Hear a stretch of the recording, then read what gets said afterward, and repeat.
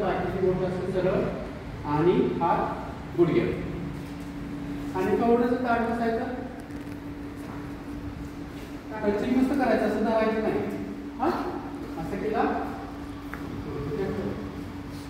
आता त्यानंतर आपण काय करायचं, डोळे बंद करायचे. जोपर्यंत मी सांगत नाही तोपर्यंत डोळे कुणीही उघडायचे नाही. डोळे बंद.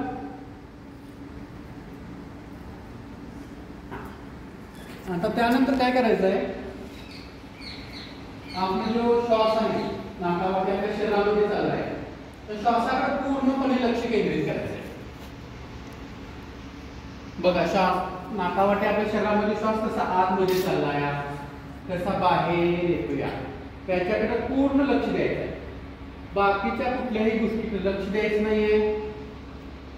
बाहेर कुठला आवाज येतोय का त्याकडे लक्ष द्यायचं नाहीये. मनाला आपल्या बाहेर द्यायचं नाहीये. फक्त लक्ष आपल्या श्वासाकडे द्यायचं. श्वास कसा आत शरीरात